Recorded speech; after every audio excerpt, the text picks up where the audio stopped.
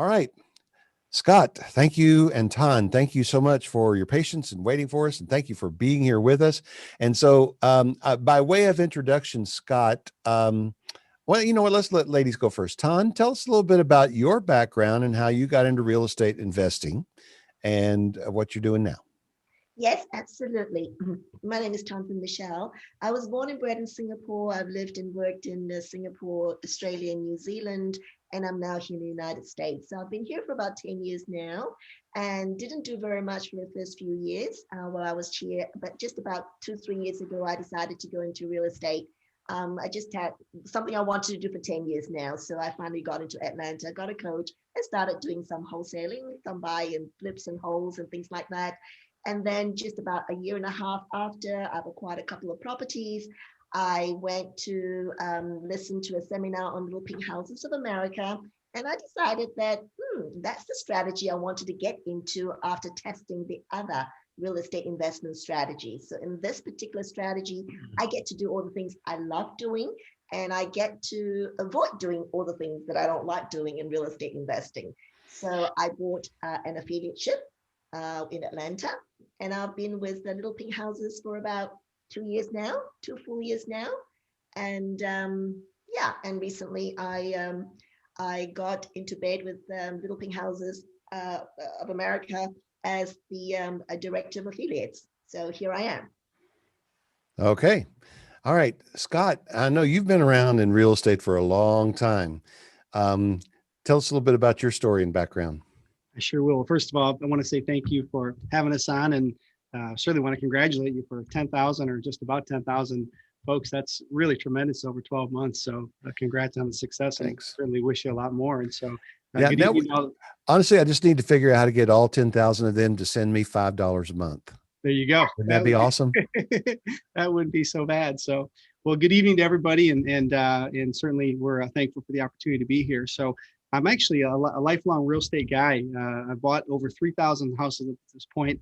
I don't say that in any sort of a braggadocious way, but just to kind of share with you the experience behind me. I actually bought my first house at 14. I had come from a real estate family, and I had help to, obviously, full disclosure, bought a tax lien property. And it was funny, a few years ago when we started doing some teaching, I decided I would look it up and see what it looked like today. It was 1010 King Street, and I paid $1,500 for it, and I'm sure you can imagine what a special place it was. And I pulled up Google Maps to see it, and lo and behold, they had torn it down to make a parking lot. So couldn't show the picture, but that was kind of my first entree into real estate, and I've been hooked ever since. I always tell people there's two things about me I love to share: is one, I love real estate, and two, I love teaching it.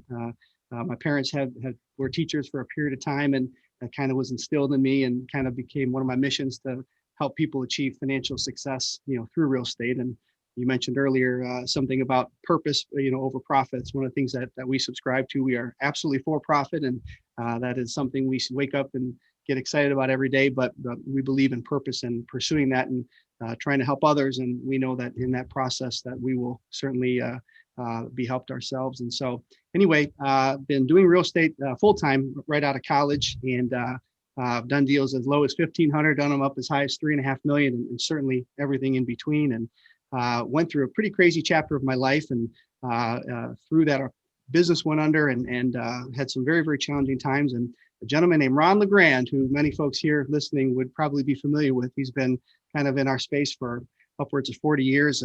Used to say he and Moses would hang out in the earlier days, but been around some time. And so he flew me down to Jacksonville, Florida, and was looking for someone to run his real estate operation. And he hired me on the spot. And I'll never forget what he told me after he offered me the job. He said, "Scott, I'm going to give you an opportunity here. If you fail, I'm not going to feel bad about it." And that was kind of my first dose of Ron LeGrand. And although I appreciated the straight shot, it certainly was something that felt like a little bit of a punch. And the reality was failure wasn't an option. And so he brought me down about 3 weeks later, moved my wife and one child at that point down here, and started running his real estate operation, and ultimately segued into doing a lot of his high-level coaching, and ran a lot of his high-level groups. And so from there, had a great experience. And as we talked about just before we started the show, learned a lot of what I know from Ron. I've been a huge influence in my life. I'm a huge fan of his still, and still very close.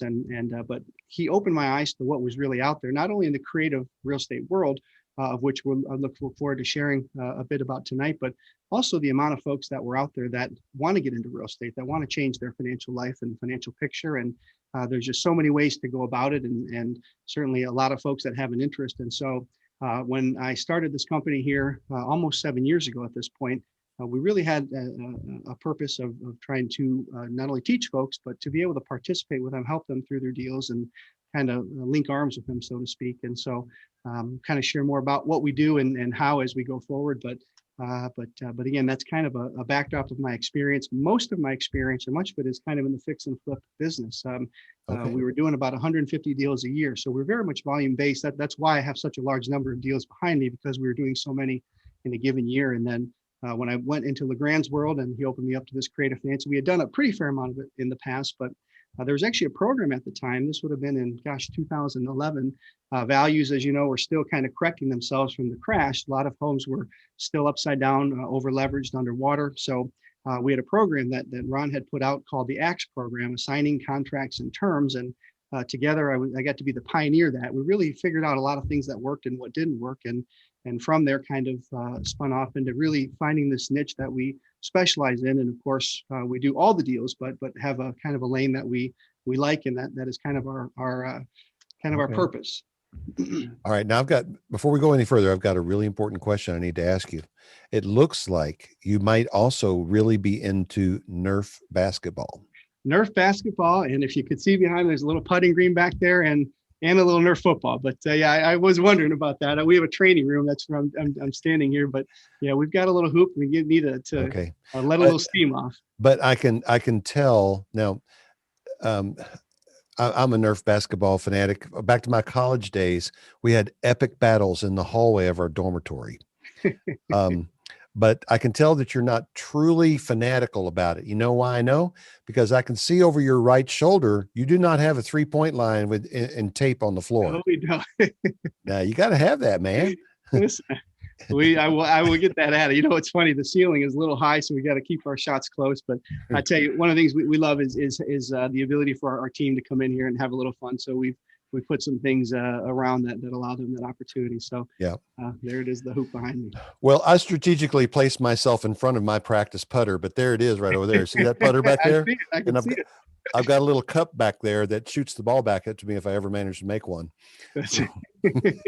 That's my brainstorming, right? That's what I'm doing. I'm brainstorming. Okay. All right. So here we go. Right now, the market is as tight as I've ever seen it. This has been the hottest real estate market sustained for the last 2 or 3 years.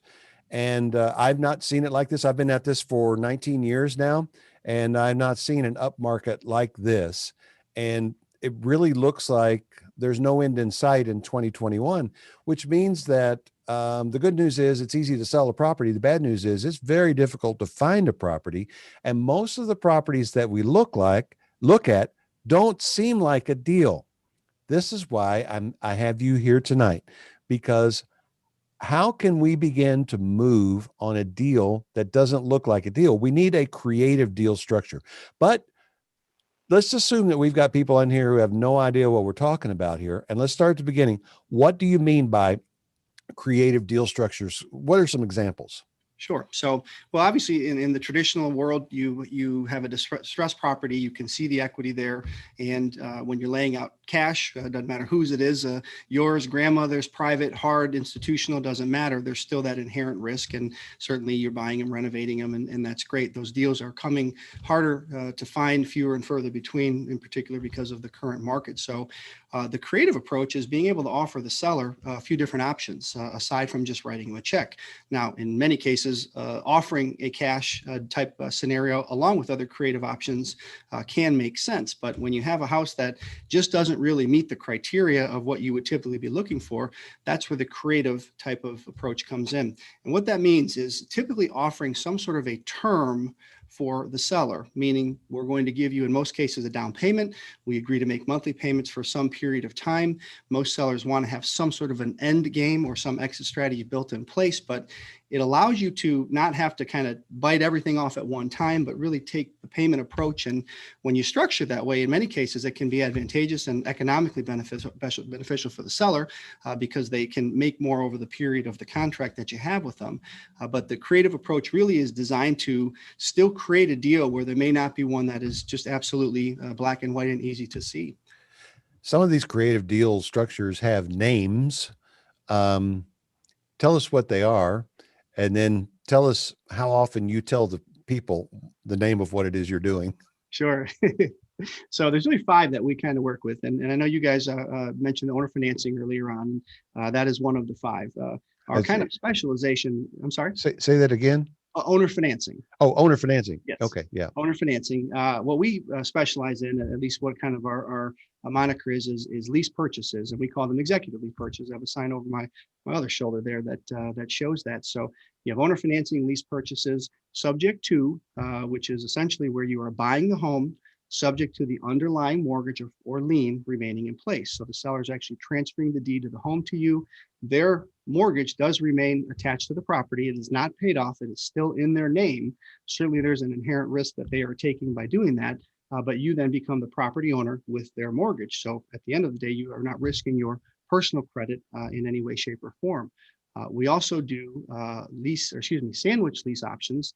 And then the 5th would be just options kind of on their own merits. And most of these, Roger, and we'll get into a little more details as we go, can be done without incurring any risk right up front. So depending on what you're able to negotiate with the seller, whatever of the 5 type of creative financing options we have would be, we can take that to the market without having to put a lot of capital on the table. If the deal, and when it gets to the market, doesn't find any good buyers, or we don't like what comes in the door, we don't have to ultimately close on it in the end. And so I don't want to get too far ahead of myself here, but those are the 5 deals that we specialize in, and really the executive lease purchase being our moniker. All of those can be done without any risk right up front. And I think even more so and more attractive is you don't have to lay a bunch of cash out to do the deals. And that's one of the things we find that is really a big barrier to entry for a lot of folks trying to get into real estate. Obviously, they need the education, and that's obviously the platform that you're providing them. But most folks think, how can I go buy a house and without having a bunch of money behind me, or having a rich uncle, or a line of credit at a bank, or having great credit overall where I can go borrow. And so that stops a lot of people from moving forward. And at the end of the day, it's the knowledge that they don't possess that is the key to being able to do these without having money and or credit. Okay, now back in the years post crash, 2008 through 12, say, it was pretty easy to find people who were underwater in their houses, and it was also pretty easy to find people who would just give you their house if you take over their payments. All right, I'm just guessing that's not happening a whole lot right now. Yeah, we're not seeing that. In fact, we haven't seen any really underwater properties in a few years, nor any of those loan products that kind of led to some of the crash. And so when you see fewer of those, obviously now people have equity and or are not in that same position. And certainly with the seller's market, it is making those deals further and fewer between. I will tell you, as of December, the latest report from the Census Bureau, where there were 7.1 million Americans that were 90 days or further behind. Well, there's still a moratorium that's out there.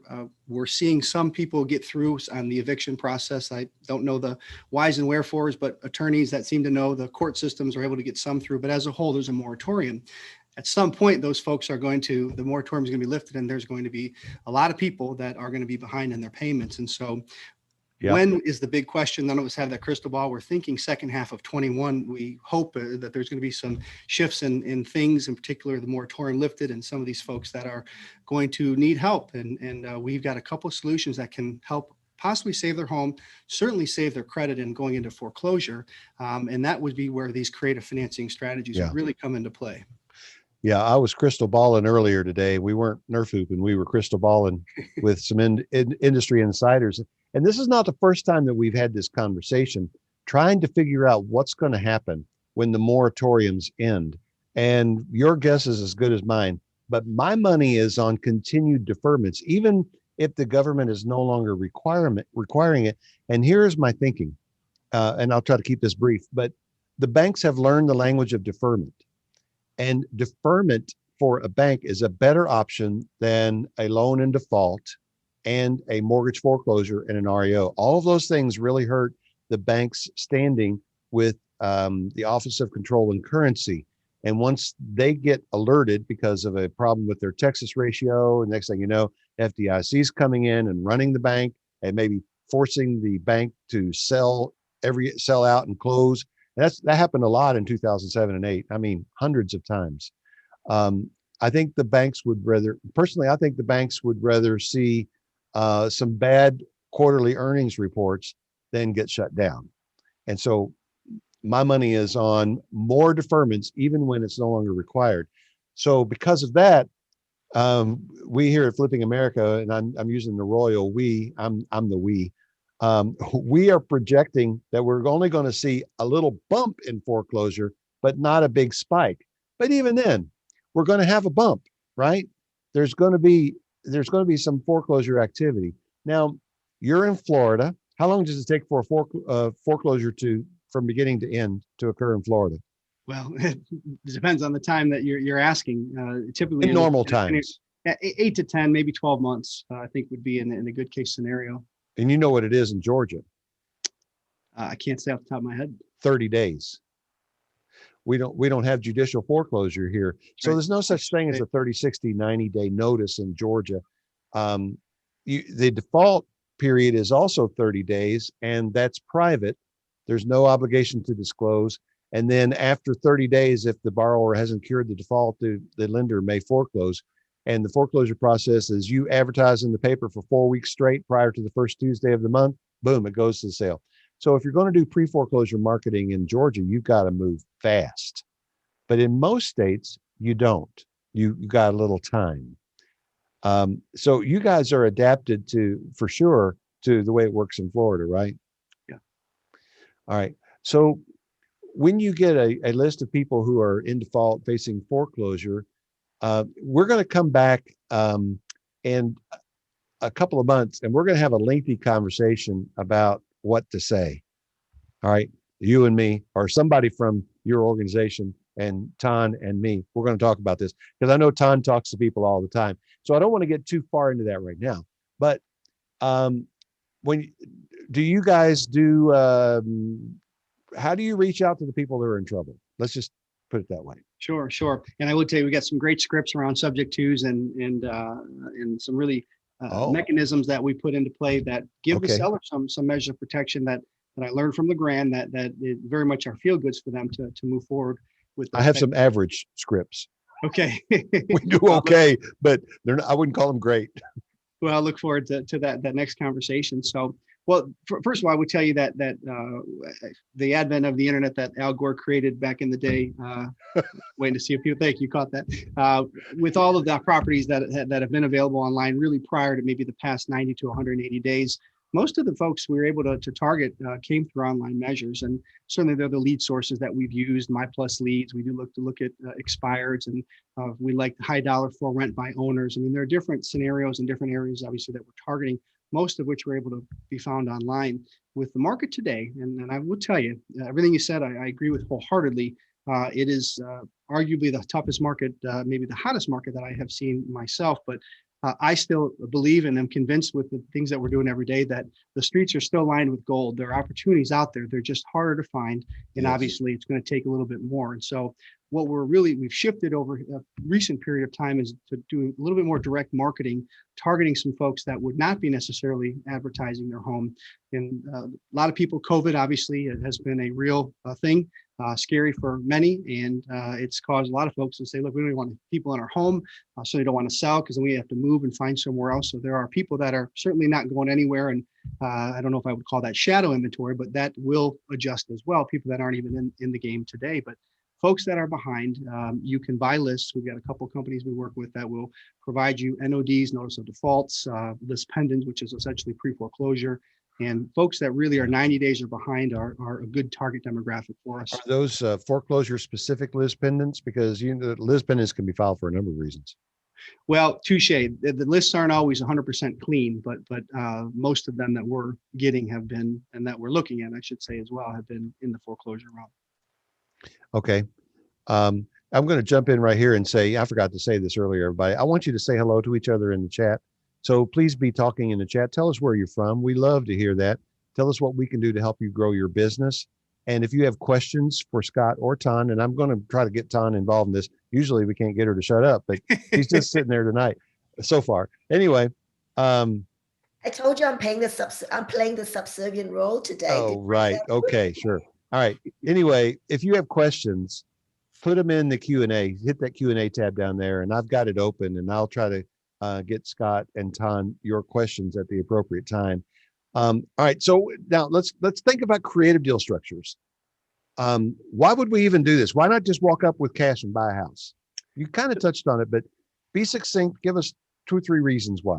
Sure. So, well, again, the top reason would be the fact that you don't have to come up with a lot of money. And again, we find as we talk to folks that we would like to work with and vice versa, what are the obstacles? What are the factors that prohibit them from moving forward? In much of the feedback we get is that you have to find all this money to do the deals. And so it's out there. Those rates that I think Chip was mentioning earlier seem very fair, frankly, for hard money loans. We've seen them much higher than that. So I got to tell you off the my opinion is those are some great rates, and I hope people take advantage of those. Yeah, they really are. But that's in business, really. Yeah, I don't know that I've seen them lower than that. So, but to be able to do a lot of deals, again, if you're having to come up with cash every time you are looking to take a deal down, it's likely going to limit the ability to do a lot, and depending on your risk for appetite, et cetera, et cetera. So when we're able to walk up and transact a deal where we're taking control of the property, in some cases taking title, in other cases just having the contract that guides us, we're able to generate a profit that is equal, sometimes greater, certainly within the realm that you would generate by doing a traditional fix and flip where you're laying cash on the table, but you just don't have that risk. And so that really is the biggest takeaway and the biggest reason we like to do it. In fact, is I've done probably all the residential strategies out there. I tell people, probably not true. I'm sure there's some that I haven't done, but we've just done a lot of types of deals and a lot of deals as a whole. And as I tell people, we've chosen to really wrap our business model around this. Now, from there, we've done a variation of all the deals. And Ton, I talked before that, and that's one thing that sometimes people can take as a misnomer, that we only specialize in creative or non-traditional real estate, executive lease purchases, owner financings, and all of that's our forte and specialty. We certainly like to do them all, but we found this niche of folks, in this particular for the buyers that exist in any market, good market, bad market, seller market, buyer market, easy credit, et cetera. There's always a segment of the population that is looking to buy a home that can't walk into a traditional bank today and qualify for a mortgage. And so we sell to those folks. In fact, our program in many ways is kind of geared towards that. I'm going to have you back in, I think, about 7 or 8 weeks, and we're going to spend some time talking about how we sell these that we've acquired with Creative. But I want to keep the focus on the acquisition side tonight. If somebody asked me that question, that was a very practical answer and is spot on. If somebody asked me this, I would give more of a nerdy answer. And here's what it comes down to for me. The reason we're using a creative deal structure is returns. You have your return on investment, but that's not the whole picture. You also have your return on cash. Now, technically it's called return on equity, but I just want to think about the return on the amount of cash that you put in the deal, not the equity that you may inherit with the property. So I don't want to get too bent all out of shape about the actual terminology we're using here, but how much money you put into it and how much money you made, there's a ratio there. And that's way different than the ROI, because that's the total amount of money that's invested in the deal. But your return on cash is much stronger with a creative deal structure. Now, I learned about subject twos probably 6 months after I got going in this business. And I didn't know that much about it, but my friend had taken a weekend seminar, my partner. And so we went out to this house and we talked some people into it. We had no idea what we were really doing. We didn't really have a lawyer lined up. We were just ready, fire, aim, and we weren't even 100% ready. But we went to a lawyer who threw us out of her office and told us that what we were doing is illegal. Have you been told that subject twos are illegal? And if so, what do you say? Sure. So the answer is yes. Let me answer that in a few different ways. So when we work with folks, one of the things we do always is retain local counsel, whatever market they're in particular if we don't have anybody. So we have the privilege, I say that with a smile, of talking to a lot of attorneys. I hope you caught the sarcasm there, but we do speak with a lot of folks. And one of the things that we learned early on, and that type of scenario where the attorney kicks you out and says this is illegal, that can freak out a lot of people, understandably so. Unfortunately, there are attorneys that just don't have a clue. And I've learned with attorneys, when they don't understand something, it's illegal, right? And so they kind of go to that default answer. So number one, it is fully legal. Now, I will tell you this. There is a due on sale clause that has been instituted in essentially every note that's underwritten by the FDIC since I think 1979. We're coming to that. All right, so I won't get too far ahead of myself, but the risk factor, if you will, is that you're effectively violating that covenant that's in the agreement. Now, does that make it illegal? I think that's a bit of a strong term. They're done all the time, all over the country, and we don't see concerns with that at the end of the day, and particularly if the loans are still being kept up and the mortgages are paid, et cetera, et cetera, et cetera. So, but I think what's important to understand in our world, any of the creative deals, whether it's owner financing, when you put the home under a contract to buy it, you are the buyer in the deal. And so you're not trying to do something that is maybe outside that scope. And again, I want to not get too far ahead of myself here, but we have an agreement to buy the house from day one, and therefore we are in control of that deal. And that gives us the latitude to market it for sale by owner, to potentially assign it, whatever we end up doing with that agreement. But becoming the principal in the deal is really the key metric. And so I want to just say it one more time for folks that may have some uncertainty about it. Creative deals are not illegal. Subject twos are not illegal. And one of the primary reasons is that you have an agreement to buy it and you are a principal in that deal. And again, that's done through agreements, and the attorneys are the ones that prepare them. And we want to make sure, and we say this to every attorney we work with, we want to make sure that we're fully compliant with any sort of real estate laws and certainly any real estate licensing laws. And every market we go into, we make sure we undertake that. So I've talked to attorneys in almost all 50 states, and the ones that don't understand real estate, and by the way, depending on the attorney you get, they might just be an attorney. And I talked to a realtor one time in Portland, Oregon, an attorney who worked with realtors for 28 years. And all she did was work with realtors and title agencies. So nothing was outside of the realm of a traditional deal. So anything non-traditional that she really didn't understand, kind of put the cross of, it's illegal and you can't do that. And that's just not the case. That's not the case. So we always run it by the attorneys. We don't want anyone to run afoul of the law, but the bottom line is that they can be transacted. While you were talking, I was looking at some of my settlement statements for properties I've bought in the last few months. And I should have thought of this earlier, and I just didn't think to do this. But I don't hold me to it. But on the old HUD-1 statements, and not every deal uses the HUD-1 anymore. We all know that. Well, those of us that are buying houses know that there is a new form out there. But if it's a cash sale, the HUD-1 is still used often. And on that old HUD-1 form, I think it was line 203 on the second page, that said purchase is being made subject to existing mortgage in the amount of. It used to say that on a document that was published by the U.S. government. I don't think the government would put that on a form if it was illegal. Okay. Now, illegal is one thing. Immoral is a different thing. And some people say, when they think about creative deal financing or creative deal structuring, they think of creative accounting. And they immediately start thinking, oh, something shady going on here. And maybe this is something we should avoid. So we've established that it's not illegal. How about immoral? Is it shady? Are we taking advantage of people?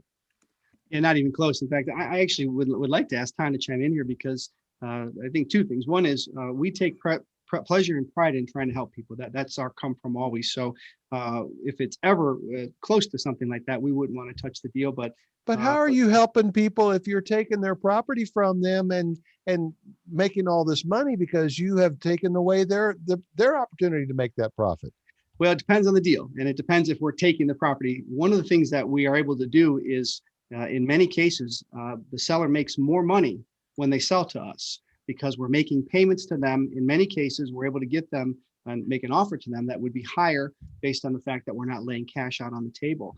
And the reason I wanted to loop Todd in here is because That's one of the things that she's been tremendously successful at. And again, her come from is the same as ours. We want to help people and really want to show how they can make more money. Now, let me just Jump clarify, in. and then Tom, I'd love Oh, to get your input, but there are folks that are really distressed. And when you're working with somebody like that they're either looking at a foreclosure and losing the home and obviously their credit and their inability to borrow again for a period of years, helping save that is one thing. Now, I'm not suggesting we're giving them a bunch of money or we're able to make them more money. At that point, it's more of a salvaging of kind of their financial standing. In cases where you don't have a tremendously distressed seller, and that's one of the things that is neat about our program and kind of how we approach creative deals. You don't need some massive equity spread to make good money on the deal. You don't need some seller that's just distressed and upside down to really be able to do what we do. We deal with a lot of folks that I would say would even be on the retail based side. And again, we have a way that we go about it, and I look forward to sharing more. But again, as far as the helping the people and making them more money, and if it's all right, Roger, I'd love Tanda to kind of share her perspective on that, because we've had this conversation many times and kind of love what she says. go ahead, Ton. Yes, so that is actually what I love about what we do here is that, yes, the propensity to help every person, whether it's the seller or the buyer, and in every case, everybody benefits. The reason is because there's a lot of houses out there that sellers cannot sell because it needs a bit of work, or it is may not pass through inspection for one reason or other, or they don't have the money to fix those items. Okay, so they can't go on the market and just sell them. So we come in along, or sometimes they've rehabbed the house and they can't get their money back just yet. So where we come in is that when we bring them a buyer, not only do they have the ability to have a down payment, upfront money, at the end of the day, they're going to make more money through the rental, okay, and still be able to sell that property at the price that is a fair market value. So they're going to make maybe 10 to 15% more than if they just sell the property and they can't sell it. Okay, so sellers are really happy. And then we've had sellers that put money in the property and say, listen, Tan, I really want to get my money back before I sell it. Okay, so she's got 12 months to get another $15,000 back from the tenant buyer. So that's where we get them more money. So they're very happy, and they're going to get a good buyer that's going to pay the rent, that has the job fully vetted. They are ecstatic because they couldn't get that kind of money if they just sell that on the market. Now, from the buyer side, we've had a couple of buyers that 3-4 months later are still crying to me that thank you so much because I could not get a house on my own, and because of my record, whatever, the last time I cannot even rent a house. Now, after being vetted, I am in a position to live in a beautiful house and have a home that I can call a home, which will get permanent financing in probably about 12 months. So that's how we're helping a lot of people. And so that's very satisfying. And sellers are making more money. Buyers who can't get property, can't get any home because they can't get a loan from the bank right now, are getting into a beautiful home, settle the children, go to school, go to work instead of worrying about being a tenant. So it sounds like you're not taking advantage of anybody. Listen, I'm a professional. It's not about taking advantage. Okay. I know, but that's what we get accused of all the time. Yeah. No. If you do your job and you help everybody and everybody is blessed, money comes, money follows you. That's right. Okay. Now, speaking of immoral and shady, let's knock on the iBuyers for just a minute. And there are a lot of things in real estate world that I could criticize, and I hardly ever name names, but I do call the iBuyers out because this is a business model that is built fundamentally on deception. I'm talking about you, Knock and Open Door, and all those that are like you. And the deception comes in all of the hidden fees. But there's another limitation that comes with the iBuyers. You put your house in there and you have to see if it qualifies. What does it mean to qualify a house? Well, they're limiting what they're willing to buy. Does your company place limitations on what you will buy? Are you weeding out certain areas or age of houses or things like that?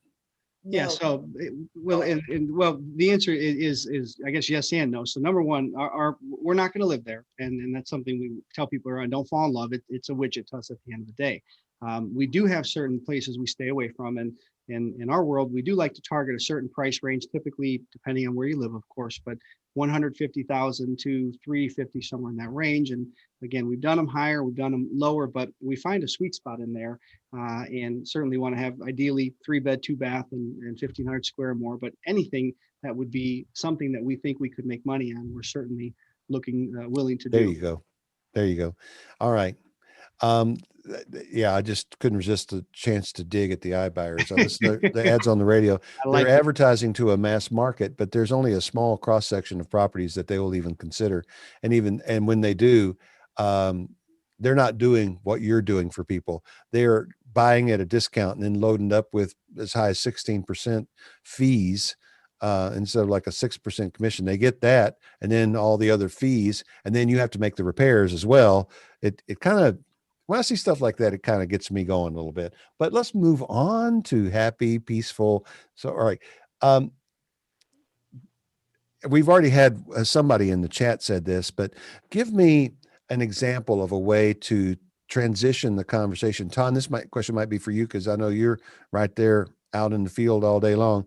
How do you transition the conversation from this person says, I want to sell my house, and you know that you're not going to pay cash for the house. So you want to propose something to him. How do you transition the conversation?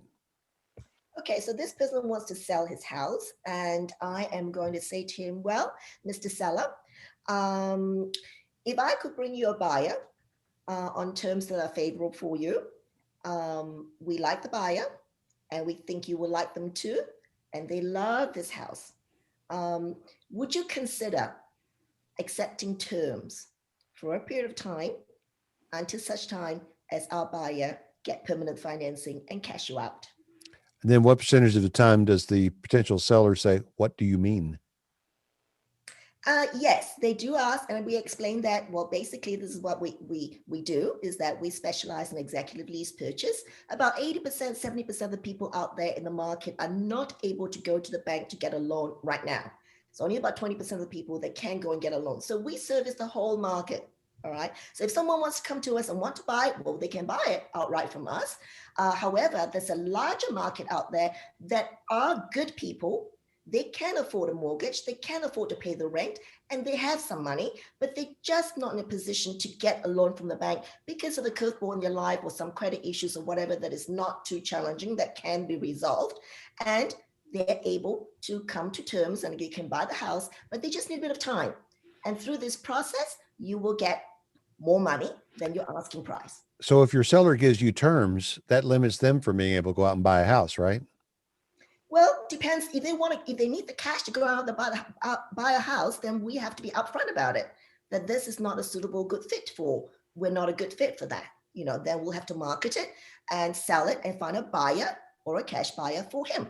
So because we're catering to the whole market, or at least 80% of the market out there, and if he's willing to, and he's able and willing to wait for a period of time, he's going to get so much more. And there are a lot of sellers out there that don't have to. But if they do have to and they're desperate to get that money, then yeah, I have to be very upfront and say, maybe this is not the right fit. However, we can still take it to the market and sell it for you and get the outright buyer. All right. One point of clarification. You're talking about the executive lease purchase. Do you use that to acquire the property or to sell the property, to get rid of the property? I use that to acquire the property. Okay. And to sell the property. Okay.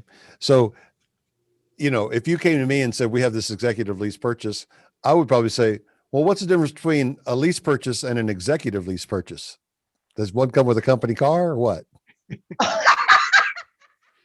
I love that, Roger. Oh, no. I just said that what we call executive is because our houses are pretty houses and they're nice houses as opposed to a distressed house. So the market we're catering to people are, people who work and people, it just sounds like a nicer home, and not like a distressed home. And then we have to distinguish that. We don't want the sellers to think that, anybody would just, come in and take the house at a very low price and that sort of down and out people. We want to say that our buyers are good people that have good income. Okay. This is a fascinating conversation, but I just looked at the clock and we are running out of time. We're running low on time. So I'm going to hit a couple more questions that I've got written over here. you've got multiple things that you can do. You can do a lease purchase, you can do a subject to. How do you decide which one you want to propose or which one you're going to do? I'll answer that. So it's number one, what we do is, and our script and how we approach our sellers, we're going to come at them typically with some sort of a terms offer, a terms scenario, lease purchase, to make that kind of simple. And it's not for everybody, as we know. In fact, our statistics are about 4 out of every 10 that we sell are potential candidates for what we do when we're looking to buy on terms. So obviously 6 out of 10 are going to either need their cash or need to have something that would be more along the traditional lines. And so we want to put it under contract and take the house out to the market of buyers. And there's something I learned at LeGrand's is that you don't have to incur risk right up front. And again, I can explain what that means, but let me just kind of give the skeletal. We want to take the house out to market, and we have the ability, if there's 10 buyers and only 3 can qualify for a traditional loan, we can sell to those 3. We can also sell to the other 7. So we have the ability to sell to everybody that walks in the door. We've also got some great marketing that we got a couple of folks in-house that we call our millennial in-house marketers that know how to kind of get to the masses. And so because of that, we're able to attract a lot of folks that would be outside of the MLS and certainly in all of the channels. It depends on the type of buyer that comes in the front door. And that's what's going to dictate how we end up structuring the deal. If there is the merits for a subject to or a sub to, we may go back and try that. If the seller isn't amenable to that, we certainly can do a lease purchase or some variation thereof. So the dictating factor of how we take the deal down depends on the market and what the market tells us. And so we advertise Okay. the deal that comes in the door. Then we go back to the seller and we'll figure out what we want our strategy to be at that time. I think that I hope everybody's picking up on the fact that you guys, when you do your marketing, you are marketing for deals, but you're also marketing for buyers. You're looking for sellers and buyers, and that's 2 different marketing thrusts. So you have a lot going on at your company, right? We do. In fact, I'll never forget, we were introduced at RIA a couple of years ago, and the gentleman said, everybody in this room does all their marketing and buys the canary yellow signs, and we buy houses. So these guys spend all their marketing dollars looking for buyers. And they're opposite. They're weird. They do things that different than everybody. And that was the first time that we looked at it like that. But yeah, we have parallel tracks. We're always marketing for buyers and always looking for opportunities. And when you have a pool of buyers, I can tell you every seller wants to know that you have buyers. So when you can represent you've got buyers, that's kind of buzzwords to their ear. Yeah. And so we like having folks that are ready. It's not always as simple as we get a house under contract, we plug it into our buyers list, and we make a bunch of money. It doesn't typically work that well or that easy. But when you have a pool of buyers, obviously that is an asset for you when you're going to talk to sellers. Well, I'm familiar with your business model, and I've done some of those deals myself, not at the level that you do, because it requires a singular commitment to be out there finding those buyers and churning that marketing and keep finding those buyers. And really, out of all of the whole panoply of things that can be done in real estate, I had enough going on with just a straight up fix and flip business. And I love what you're doing, but I don't have time to do everything, right? This is a good thing that may be for some people. One more substance question, and then we have to talk about your company a little bit. And you guys, if you all have questions, and I see your question after Julie, we're going to get to it in a minute. If you all have questions, put them in the Q&A tab right now, because we're about to wrap things up here. But I said we would come back to the due upon sale clause. All of the loan documents out there have a clause in them that say if property changes hands, the lender retains the right to call the note due. That's due upon sale. And so how do you guys, there's, different strategies for handling it. How do you handle it? Well, number one, the reality of a due on sale clause being called is so slim. In fact, I love talking to folks that I said, tell me one example that you've seen. Now there are ones out there, and I have one. Yeah, and happened to me one time. Gotcha. And 19 years of doing it, right? So yeah. And then of course, if you have I've heard some stories where you had a small town and a local credit union that lent on a bunch of properties, and they were taking those over subject to and transferring in a market like that. There would be a higher risk for the due on sale clause for them to call. But if you have Bank of America or Chase or Wells Fargo as the lender on the property, as long as the payments are being made, they're not in the business of real estate. They're in the business of lending money. They don't want the home. They don't want to have the write-off or the REO on the books. They want to just have the loan maintained in good standing. And so we want to disclose it to our sellers. We do. It's understood that that is a risk that is run. Typically, we say if they are going to call the note, then we'll commit to have it paid in a window of time. But it's just not going to happen. I've never seen it happen, never experienced that myself. And so we want to be aware of it, and certainly don't want to diminish the concern. If it's a big concern, we want to validate it, but let them know the reality is it's just very unlikely to happen. Furthermore, we're not going into the deal with the intent to default, not make the payments. We're not spending our time and certainly our money as we enter these deals, and many of them will require some work to default and have the loan obviously not be paid. So it's a pragmatic statement. I don't know if there's any kind of meat and potatoes that are a takeaway there. Just the reality of the situation. It's just not going to happen 99.9% of the time. It's a little bit of a roll of the dice, but usually you come up fine. And that's my approach also, by the way. But there, I've said in seminars and listened to, I'll sum it up and call it tricks with trusts.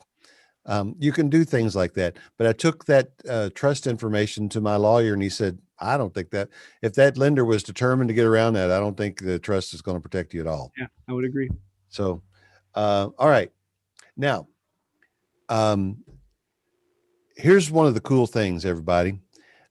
Scott and Ton work in a company together that spends their time marketing for deals and marketing for buyers in all of these different markets. And they're ready to open up different markets, additional markets. And Scott's going to tell you a little bit about that in a minute. The company is called Little Pink Houses of America. I didn't know if the little was in there, but Little Pink Houses of America.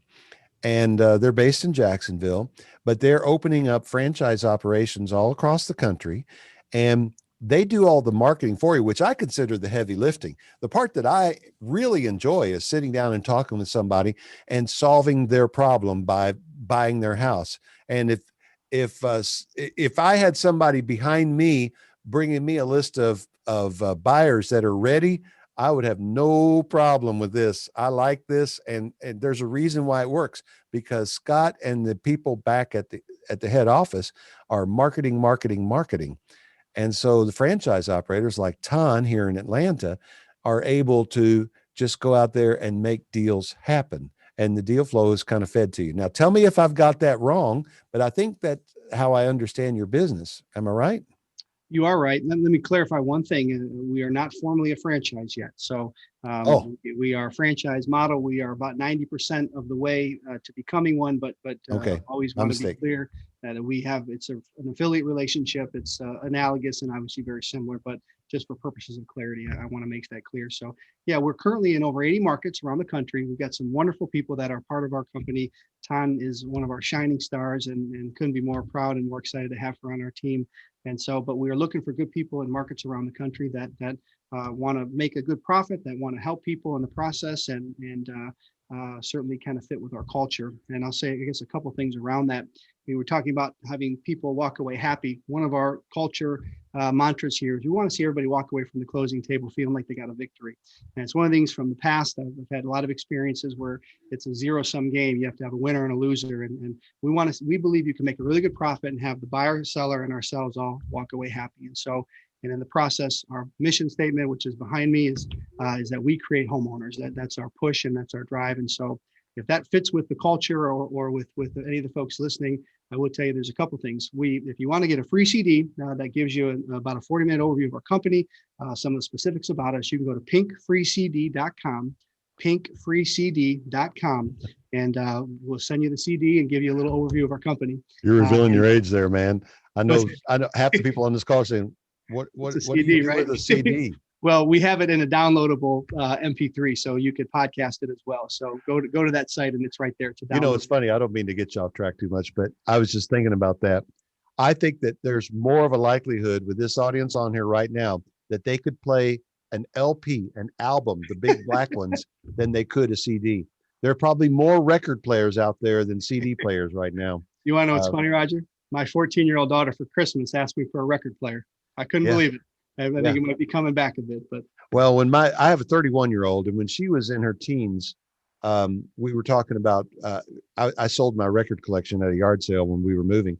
She said, then later on we were talking about record, and she said, record, what's a record? Oh, you mean those big black CDs? But now that she's 31 years old, she has a record player in her house and she doesn't have a CD player.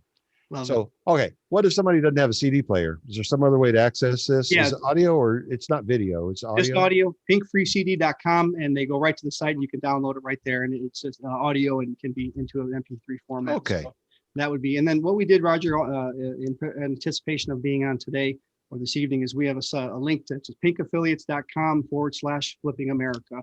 Awesome. Any information that'll line up a call with one of us here, pinkaffiliates.com/flipping America. They can speak to any of us, and we would love to have the opportunity to chat with them. And so those would be the ways to get in touch with us. And we're looking for good people that like to work, that like to take action, and like to make money, and like to help people. So if anybody out there fits that mold, we would love to talk to you. All right. I just put that into the chat, pinkaffiliates.com/flipping America. And listen, everybody, if I were going to do this, and honestly, if I didn't have so much going on already in my life, this is one of the things I would consider. This is why I've wanted to get these guys back, because Ton, here's a question for you. Not asking you to reveal any personal information here, but when you got in this by your own admission, you really didn't know that much about real estate. And I remember the day that we had lunch at Veranda together. You were at that meeting, and you sat down next to me and said you had decided to go with Little Pink Houses of America. And I thought, well, I've never heard of them. I don't know what they are, but good luck. Love you. I know, I remember that. Yes. All right. So how long did it take you to go from there to a six-figure income? The six-figure income came on the second year. Okay. So the first year was tough. It was a lot of learning. You couldn't have as little experience as I have. I had the minimal experience, as minimal as you can get. And therefore, to go to Pink with these people with a massive experience, I feel really special, because they were able to make everything so simple for me. Okay. And so learning it because someone's made it so simple for me is just absolutely my cup of tea. All right. So second year. The first 6 months, second year, which is last year, the first 6 months, I was sick for 3 months. I didn't do much. COVID came in. I started really working in June, deciding that, okay, enough COVID already. Let's get out. So from between July and December, I made $150,000 over 6 transactions. Okay. And I'm not a fan of volume transactions. I don't want to kill myself on the job. I want to enjoy and savor the process. And this strategy is just the moon for me. Yeah. Okay. So guys, I won't play that again in future. You heard it right there. Pink Houses does the training. They do the marketing. They've got your back. They've also got your front. They've got you covered. And that's why I'm having them here, because if you're looking for something where you can slide into a ready-made business model, this is the thing. So I really hope you'll check it out. pinkaffiliates.com/flipping America. Okay. All right. We got about 30 seconds. So make it fast. Final word of, to encourage the troops. Ready? Scott, then Ton. There you go. Well, first of all, thank you guys for listening. We would love the chance to talk to you. 95% of the wealthiest people in the world have made it, or at least have it in real estate, a portion of it. It's a wonderful business. And again, if you want to make money, you're willing to work. This is not some get-rich-quick scheme. We work hard. We expect our folks to work hard too. It's gratifying. It's profitable. It's a great business.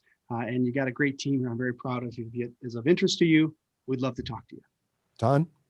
Yes, absolutely. So look at me with the little experience that I have and can do what I can do. I'm just so excited. So if you're looking for something that is, giving you a lot of education and a lucrative business, and also the absolute satisfaction of knowing that you're helping people, then have a go. Have a think about this. The Atlanta market is closed right now, but we will open up more markets in the future. Anybody interested to know how the process works, or how this real estate strategy works, and want to learn from us, please feel free to give me a call. Just love to share.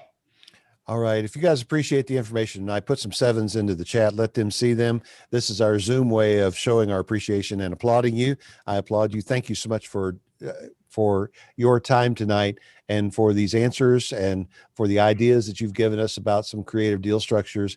And I would like to thank all of you for taking time out of your Thursday evening to join us. I'm looking over here at the chat list, and almost everyone has stayed with us the entire time. And I appreciate so much. It is a thrill and an honor for me to serve you in this way. And I hope that you're getting things from this. And I appreciate you. Thank you. We'll be back next Wednesday at 12:30 Eastern Time. Until then, keep your eyes open. Opportunities are everywhere.